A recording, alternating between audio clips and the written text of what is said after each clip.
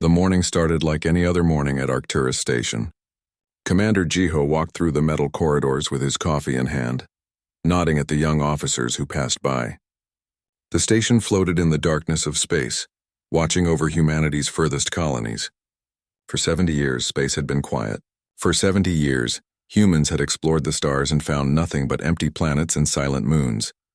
Jiho reached the command center and sat in his chair. Screens glowed with data from a dozen different star systems. Everything looked normal. His second officer, a young woman named Yunji, smiled at him from her station. "Another boring day in paradise, Commander," she said. Jiho smiled back. "Boring is good. Boring means everyone stays alive." He had no idea how wrong he was. The alarm started screaming at exactly 0800 hours.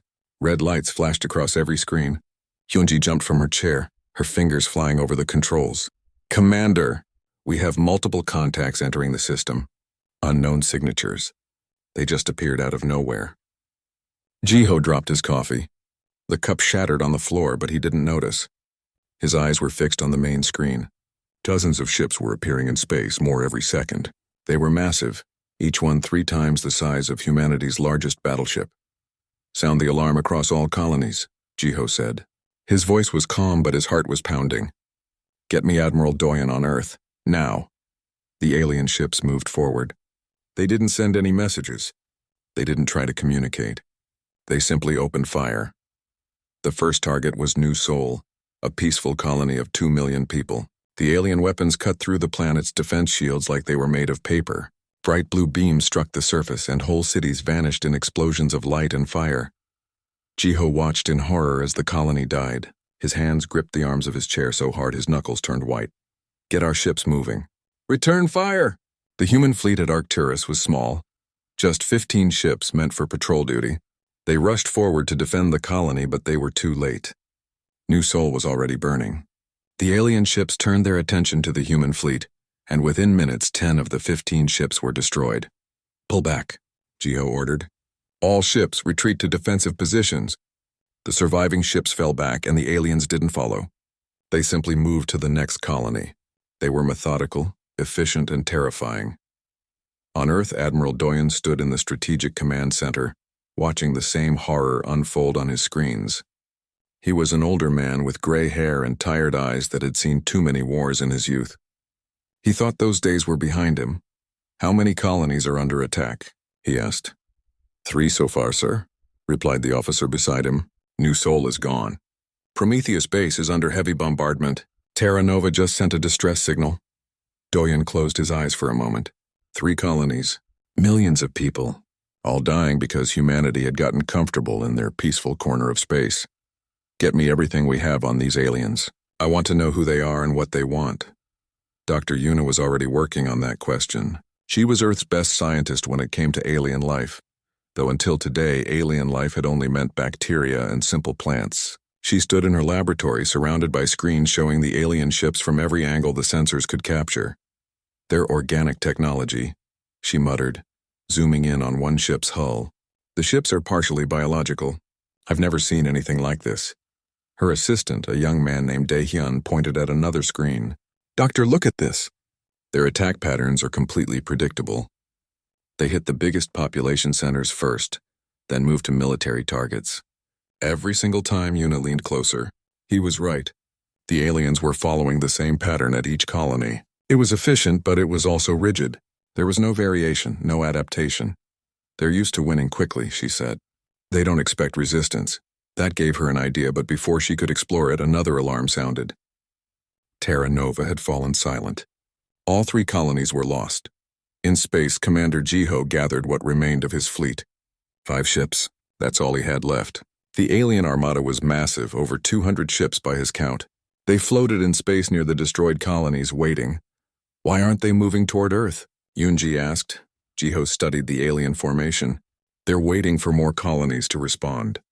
They want us to see what they did. They want us to be afraid." "It's working," Yunji whispered. Then finally the aliens sent a message. It wasn't in any human language, but the computers translated it quickly. The message was simple and brutal. "Surrender now. Serve the Velkari Empire. Resist and die." The message came with images. 17 different alien species. All of them enslaved, all of them serving the Velkari. The message was clear. Humanity was just the newest species to be conquered. Jiho forwarded the message to Earth, then turned to his crew. They think we'll break. They think we'll surrender like everyone else did, won't we? Asked a young pilot. No, Jiho said firmly. We're human. We don't know how to surrender. Back on Earth, Admiral Doyen watched the Velkari message 3 times. Each time his expression grew harder. When it finished, he turned to his officers. Get me every military commander, every scientist, every strategist we have. I don't care if they're retired or on vacation. Get them all here. We have work to do. What are you planning, sir? Asked his aide. Doyen looked at the stars beyond Earth's atmosphere. Somewhere out there, the Velkari were celebrating their easy victories. They thought humanity would fall like all the others. The Velkari have spent centuries conquering species with overwhelming force. They've never lost. They think they can't lose. He turned back to his officers. We're going to teach them something new. We're going to teach them that humans don't fight fair. We fight smart. Dr. Yuna received the summons to Strategic Command within the hour. As she packed her research, she looked one more time at the analysis of Velkari attack patterns. They were strong, yes. They were advanced, yes. But they were also predictable. Predictable meant they could be beaten. The war had begun with humanity's peace being shattered into 1 million pieces. 2 million people were dead. 3 colonies were destroyed.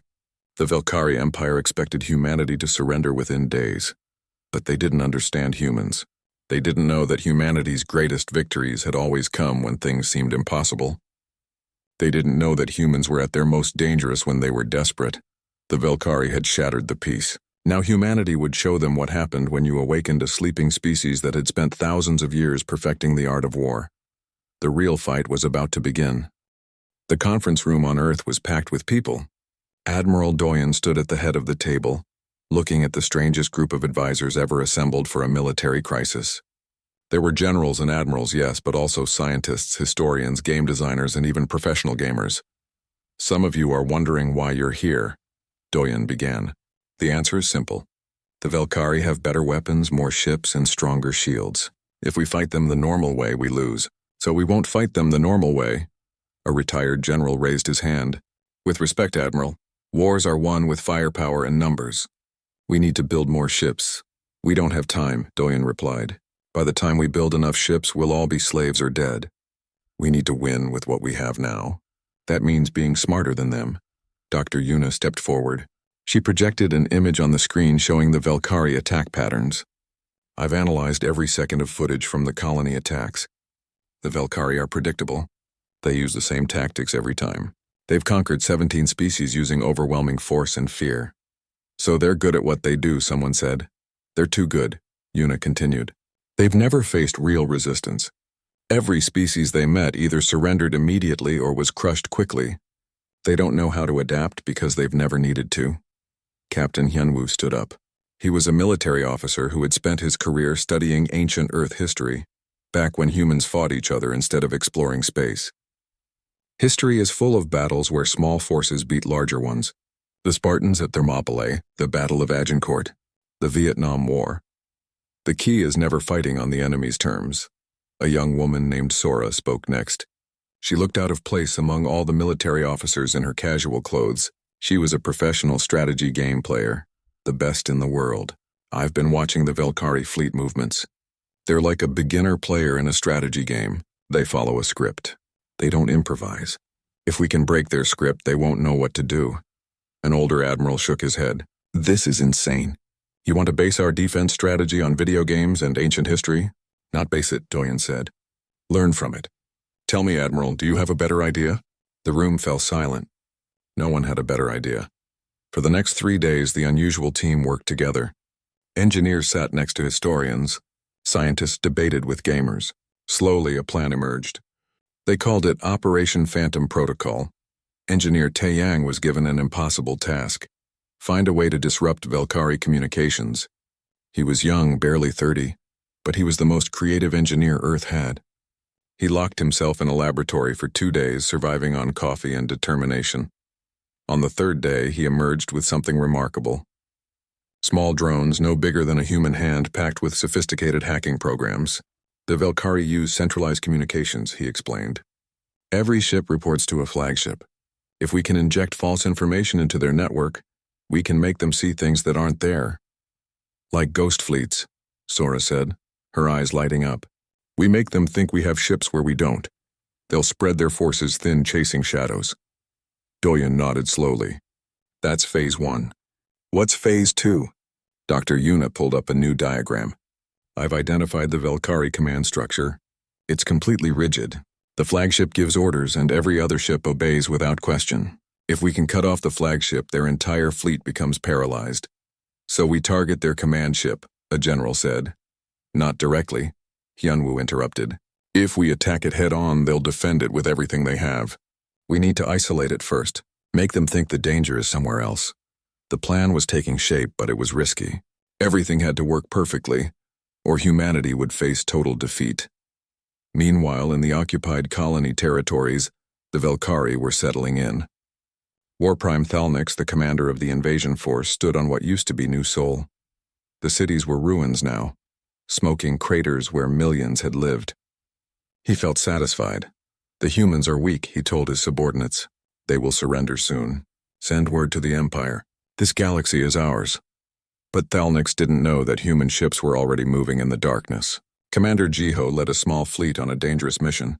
They were heading to the Rigel system, a lightly populated area that the Velkari hadn't attacked yet. Set up the false base, Jiho ordered. Make it look real. I want life signs, power signatures, everything. His crew worked quickly. They placed generators, set up fake communication broadcasts, and even added heat signatures that looked like thousands of people working. To any scanner, it would look like a major human military facility. Now we wait, Jiho said. Back on Earth, Sora was coordinating with dozens of ships across human space. She had turned the war into a massive strategy game, with real ships as her pieces. On her screens, she could see every human vessel, every Velkari position. They're creatures of habit, she explained to the officers watching her work. They patrol in patterns. They respond to threats in predictable ways. Watch. She ordered a single human ship to fire on a Velkari patrol, then retreat. The Velkari responded exactly as she predicted, sending reinforcements from Sector 3. That left Sector 3 vulnerable, and she moved 2 ships in to gather intelligence. It's like playing against an AI that never learns, she said. Once you know the pattern, you win every time. Programmer Junho was working on something even more ambitious. He was creating a virus, but not one that destroyed. This virus would be subtle. It would change small details in Velkari communications. Orders to go left would say right. Fleet positions would be shifted by tiny amounts. Nothing obvious, but enough to create chaos. The beauty of it, Junho explained, is that they'll think it's human error or equipment malfunction. They won't realize they're being hacked until it's too late. Admiral Doyen watched all these pieces come together. The plan was complicated, maybe too complicated. But complicated was good. The Velkari expected humanity to either surrender or fight a conventional war. They wouldn't expect this. Lieutenant Minji volunteered for the most dangerous part of the operation. She would lead a team behind enemy lines to plant Taeyang's hacking drones inside Velkari infrastructure. It was a suicide mission. Everyone knew that. But someone had to do it. I'll bring my team back, Minji promised Doyen. We're not dying in Velkari territory. See that you don't, Doyen replied. We need heroes who survive, not martyrs. As the preparations continued, Dr. Yuna made one more important discovery. The Velkari had a weakness beyond their rigid tactics. They were arrogant. They had won so many times that they couldn't imagine losing. That arrogance would blind them. They'll underestimate us, she told Doyen. Every step of the way, they'll think we're weaker than we are. We can use that. 10 days after the first attack, Operation Phantom Protocol was ready. Humanity had turned its entire civilization into a weapon pointed at the Velkari. Not a weapon of destruction, but a weapon of deception and strategy. Admiral Doyen addressed the fleet from Earth. The Velkari think they've already won. They think we're just another species waiting to be conquered. They're wrong. We're going to show them that humans don't just fight. We think, we plan, we adapt, and we never ever surrender. Across human space, ships powered up their engines. Engineers activated their drones. Hackers prepared their viruses. The trap was set. The Velkari had no idea what was coming.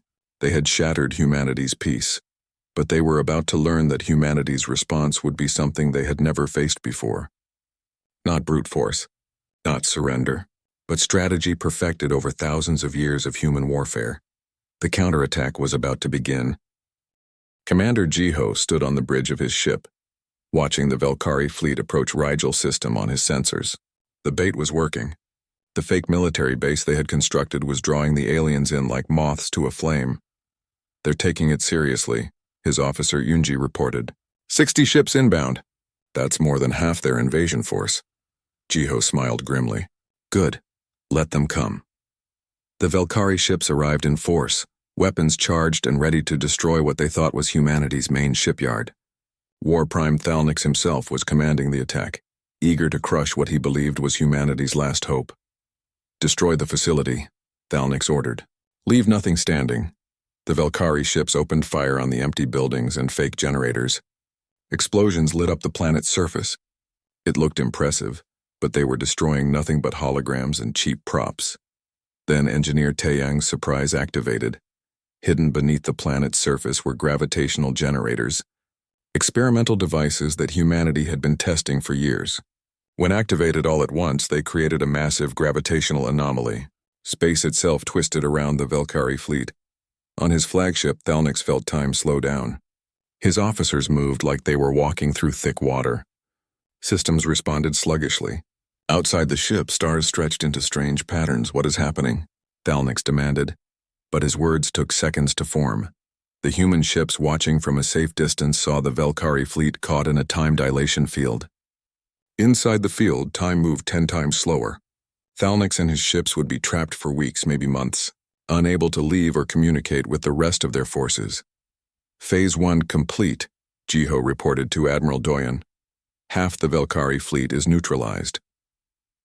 While the Velkari were distracted at Rigel, Lieutenant Minji was preparing for the most dangerous mission of her life.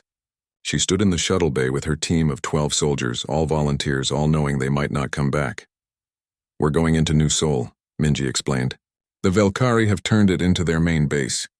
Our job is to rescue as many prisoners as we can and plant the hacking devices throughout their systems. How do we get in? Asked one soldier. Minji pointed to 3 captured Velkari shuttles. We fly in using their own ships. We've got Velkari uniforms. As long as we don't talk to anyone, we should pass. It was a desperate plan, but it was the only plan they had. The captured shuttles entered New Seoul's airspace without being challenged. The Velkari were confident in their control and didn't expect any resistance.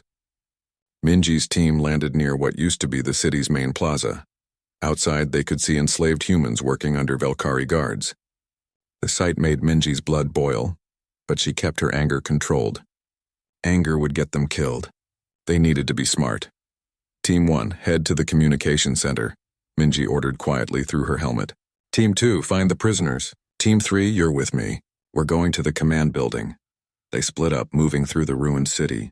The Velkari guards paid them no attention, mistaking them for fellow soldiers in the captured armor. Team 1 reached the communication center and planted Taeyang's devices throughout the building. The small drones crawled into every system, invisible and silent. Once activated, they would inject programmer Junho's virus into the entire Velkari network. Team 2 found the prisoners in what used to be a sports stadium. Thousands of humans were crammed inside, guarded by only a dozen Velkari soldiers. The aliens were overconfident. They thought the humans were too broken to resist. They were wrong. Minji's Team 3 reached the command building and planted more devices. She watched Velkari officers moving through the halls, completely unaware that humanity was striking back. She wanted to shoot every one of them, but that wasn't the mission. The mission was to be invisible. All teams, status report, Minji whispered. Team 1 complete. Devices planted. Team 2 ready. We have eyes on the prisoners. Good, Minji said. On my signal, we hit them fast. Team 2, free the prisoners and get them to the shuttles. Teams 1 and 3 will provide cover. Remember, speed is survival. She counted down from 3, then gave the signal. Team 2 struck first. Stun weapons dropped the Velkari guards in seconds. The prisoners looked up in confusion, then in hope as human soldiers appeared among them. We're getting you out, shouted one soldier. Move now! Thousands of prisoners began running toward the landing area. Alarms started blaring across the city. The Velkari realized too late that they were under attack. Minji's team fought their way out of the command building, providing covering fire as the rescued prisoners boarded shuttles. More Velkari soldiers were coming, but the humans had surprise on their side. "Everyone aboard," Minji ordered. "Go, go, go!" The shuttles lifted off under heavy fire. One shuttle took a hit and crashed, but the others made it to space. Thousands of humans were freed, and more importantly, the hacking devices were in place throughout Velkari systems. "Mission complete," Minji reported. "We lost one shuttle, but most of the prisoners are safe. And the devices are active." From Earth, programmer Junho activated his virus. It spread through the Velkari network like invisible fire, changing small details in every communication. The beauty of it was its subtlety. The Velkari wouldn't notice anything wrong at first, but slowly things started going wrong for them. A Velkari commander received orders to move his fleet to Sector 7, but the virus changed the order to Sector 11. The commander followed the false order, leaving Sector 7 undefended. Another commander was told his supply ships would arrive Tuesday. The virus changed it to Thursday. He ran out of supplies and had to retreat. Fleet positions were shifted by tiny amounts. Orders were scrambled. Communication between ships became confused and unreliable. War Prime Thalnix's second-in-command, Commander Vexar, started receiving complaints from across the fleet. "Something is wrong with our communications," officers reported. "Orders are unclear. Fleet positions don't match our sensors." Vexar dismissed it as technical problems. The Velkari had never been hacked before, so it didn't occur to him that humans were inside their systems. Meanwhile, Dr. Yuna's Psychological Warfare Division began their own attack. They started broadcasting fake Velkari communications, carefully crafted to sound authentic. Messages claiming that some Velkari commanders were planning to betray Thalnix. Messages suggesting the war was going badly. Messages that made the Velkari doubt themselves. "You're making them paranoid," Admiral Doyen observed. "Exactly," Yuna replied. "The Velkari have never faced resistance like this. They're used to quick victories. Now they're confused, getting contradictory orders, hearing rumors of betrayal. They don't know what's real anymore." The psychological effect was devastating. Velkari commanders started doubting each other. Minor disagreements turned into major arguments. The unified front they had always presented began to crack. Analyst Sora watched all of this unfold on her screens. "They're falling apart," she said with satisfaction. "We haven't even fought them directly yet, and they're already losing cohesion." But the humans weren't done. Captain Hyunwoo led a series of quick strikes against Velkari supply lines. Small human fleets would appear, hit a transport convoy, and disappear before reinforcements arrived. Each strike was perfectly timed, guided by Sora's strategic planning. The Velkari tried to respond, but their communications were compromised. Orders to defend supply routes were changed by the virus. Ships were sent to the wrong locations. By the time they realized what was happening, the human raiders were already gone. In just 2 weeks, the Velkari occupation force went from confident conquerors to confused and isolated groups. They controlled the territory but couldn't maintain control. Their supply lines were cut. Their communications were unreliable. Their commanders were paranoid and arguing among themselves, and the worst part from the Velkari perspective was that they didn't understand how it happened. They had overwhelming force, but somehow the humans were winning without fighting major battles. Commander Vexar stood in the command center of New Seoul, now reclaimed by the Velkari after Minji's raid, and stared at the tactical map. It made no sense. Human forces were reported in 12 different locations simultaneously. Their fleet strength seemed to change every hour. Were the humans stronger than they appeared, or was something else happening? "We need to contact War Prime Thalnix," Vexar said. But Thalnix was still trapped in the time dilation field at Rigel, unable to communicate, unable to command. His second had no idea that his commander was gone. The invisible war was succeeding beyond humanity's expectations. Without firing weapons in a major battle, they had turned the Velkari invasion into chaos. The aliens' greatest strength, their unified command structure, had become their greatest weakness. Admiral Doyen watched the reports with grim satisfaction. "They came to our space with overwhelming force. But force means nothing if you can't use it effectively. Time for Phase 2. The real fight was about to begin." The Velkari were confused, scattered, and paranoid. Admiral Doyen knew this was the moment to strike. But he wouldn't attack where the enemy expected. He would attack where they were weakest.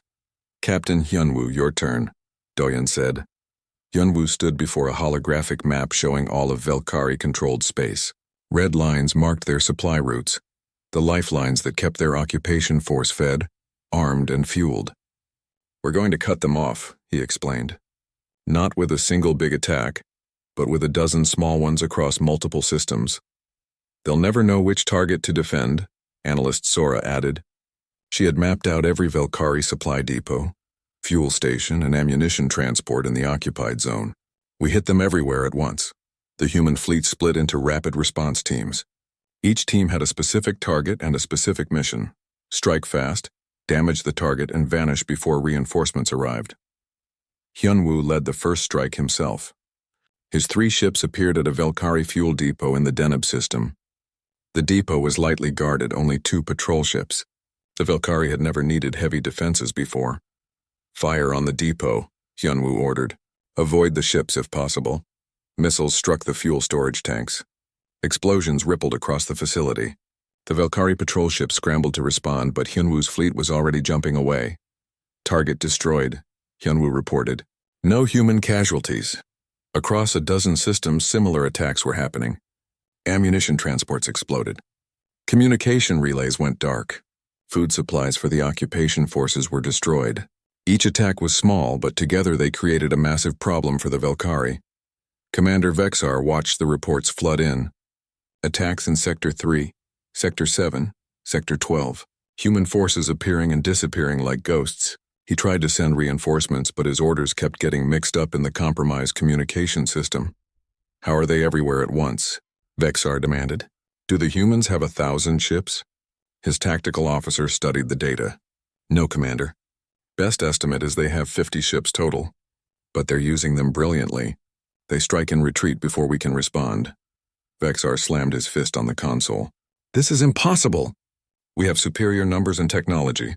What he didn't understand was that numbers meant nothing if you couldn't coordinate them, and technology was useless if you couldn't trust your own sensors.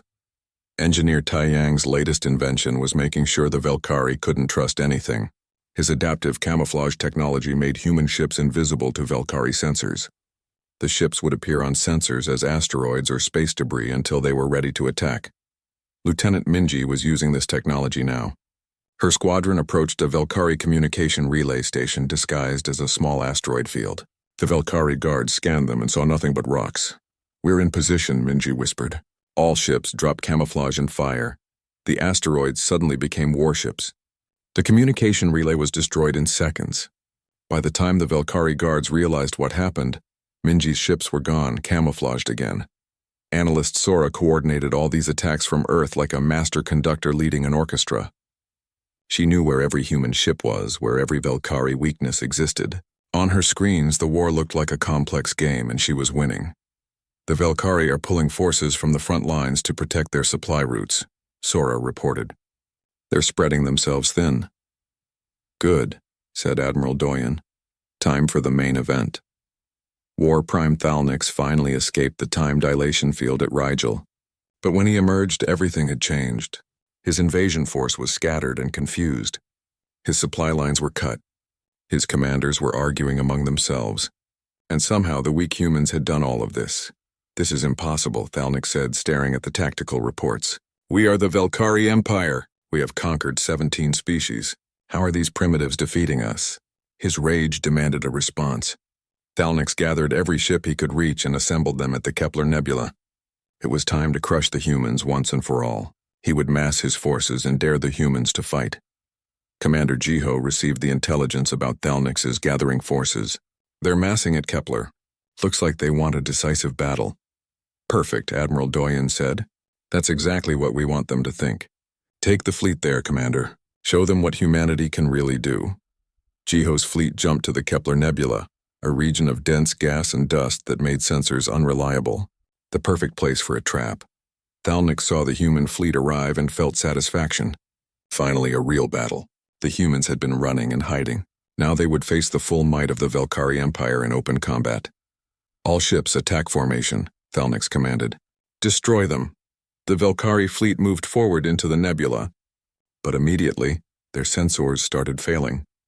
The dense gases interfered with their scanning equipment. They couldn't see clearly. The humans, however, could see perfectly. Engineer Taeyang had equipped the human ships with gravitational wave detectors that worked perfectly in the nebula. Additionally, programmer Junho's AI could predict Velkari movements based on their rigid tactics. It was like fighting blind opponents when you could see clearly. All ships. Begin the attack pattern, Commander Jiho ordered. Stay in the nebula. Use it for cover. Human ships appeared out of the gas clouds, fired and vanished back into the mist. The Velkari tried to return fire but were shooting at ghosts. Their sensors showed targets everywhere, but half of them were false readings generated by the nebula's interference. Where are they? Thalnik screamed. All ships spread out in search. That was exactly what the humans wanted. The moment the Velkari fleet spread out, they became vulnerable. Coordinated attacks from humanity became easy as single Velkari ships faced multiple human attackers. But the real victory came from Lieutenant Minji. While the battle raged, she led a stealth team through the nebula in a small shuttle. Their target was Thalnik's flagship. Remember, Minji told her team, we plant the device and get out. We're not trying to destroy the ship. We're trying to shut down their command network. Her shuttle approached the flagship undetected, hidden in the nebula's interference.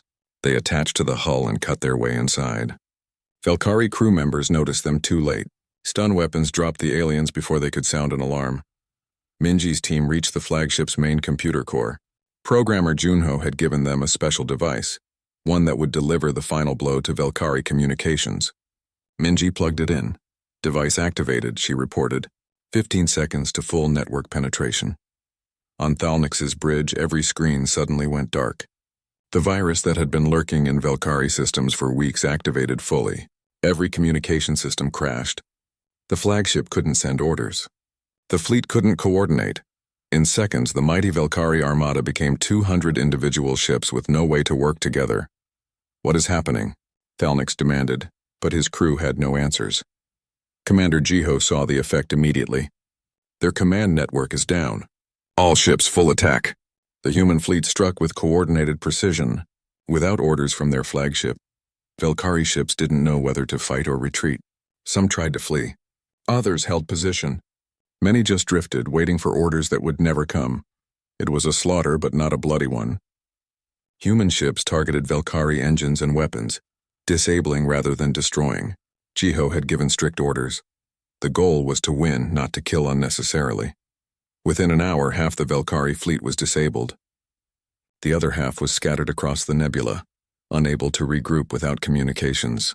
Thalnik's flagship was boarded by human marines. The War Prime himself was captured, shocked, and defeated. This is impossible, Thalnik kept repeating as human soldiers led him away. We are the Velkari. We do not lose. Commander Jiho stood before him. You never faced an opponent like humanity. You relied on superior force and fear. We used strategy and adaptation. You thought in straight lines. We thought in circles around you. The Battle of Kepler Nebula was over. The Velkari invasion force was destroyed or captured. Back on Earth, people celebrated in the streets.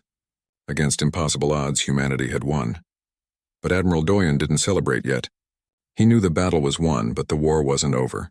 The Velkari Empire was vast, spanning hundreds of systems. This was just one fleet.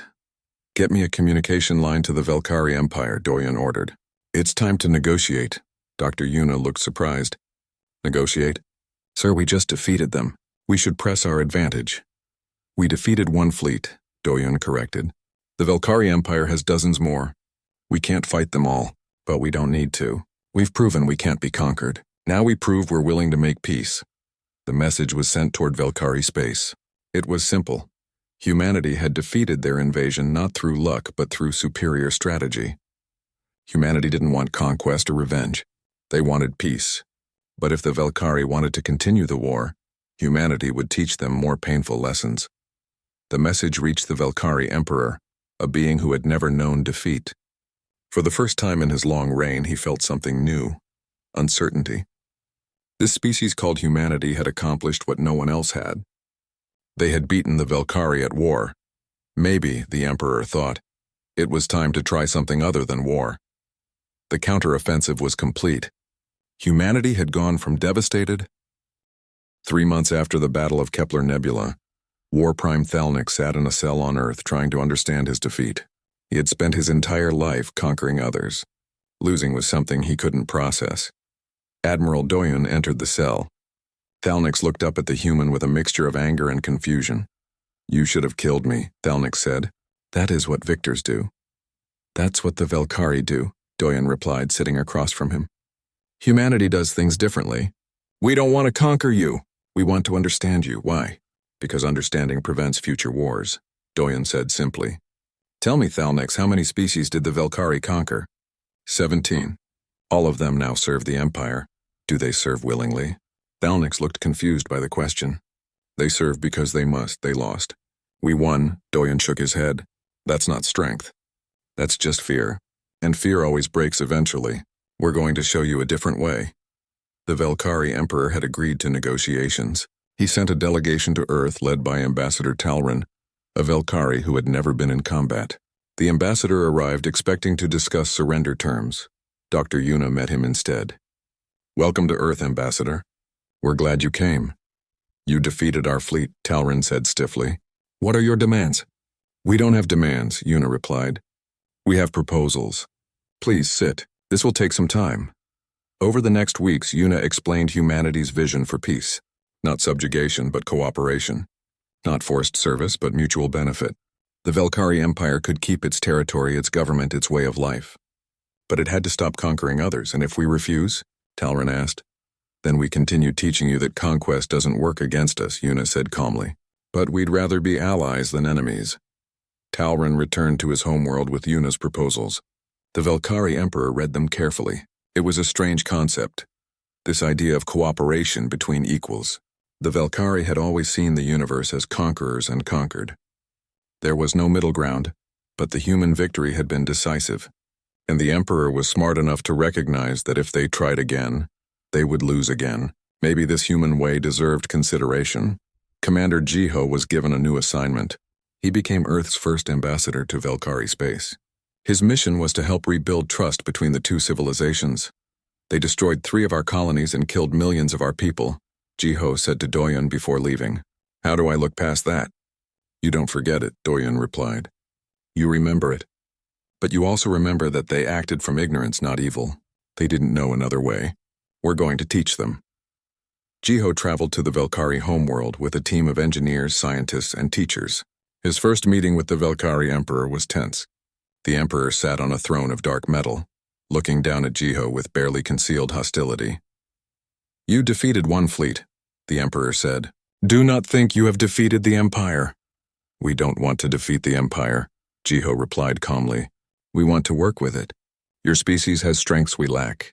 We have strengths you lack. Together we could be more powerful than either of us alone. The Velkari do not need allies. We take what we want." Jiho pulled up a holographic display showing the 17 species the Velkari had conquered. "You take, yes. But do you keep? How much of your military is devoted to controlling rebellions? How many resources are wasted keeping your conquered species in line?" The Emperor's expression flickered. Jiho had touched on a sensitive truth. The Velkari spent enormous resources maintaining control over unwilling subjects.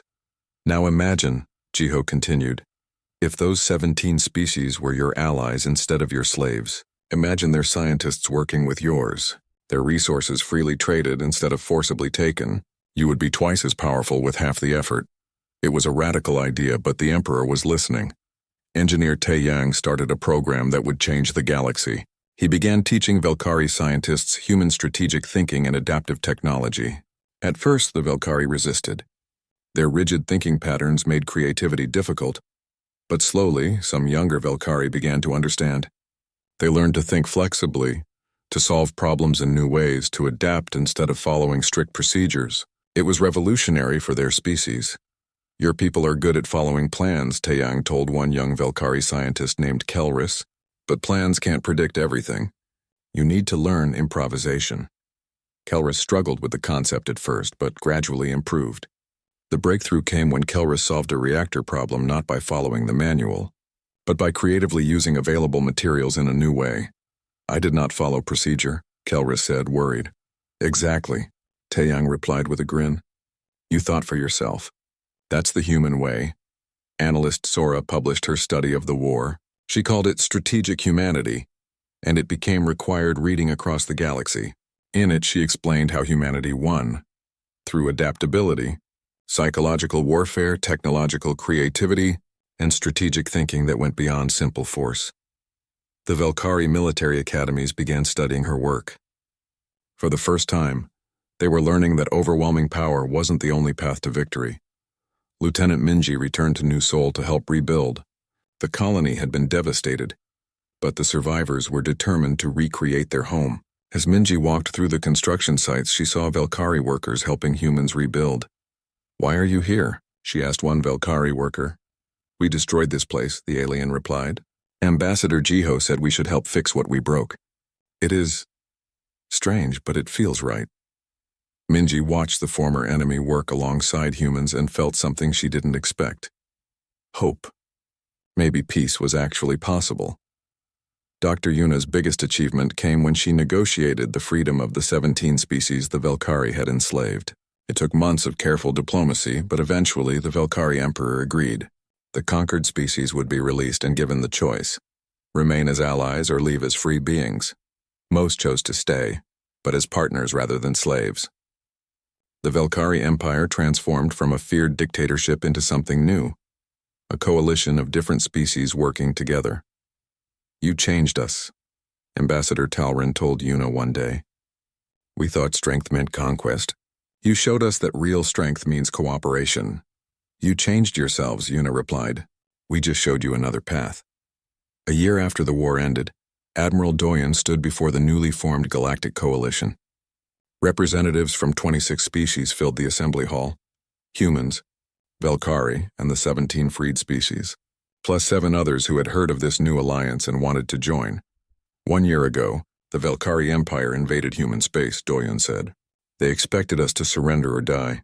Instead, we taught them a different way, not through revenge but through strategy, not through conquest but through cooperation. Today we're not enemies.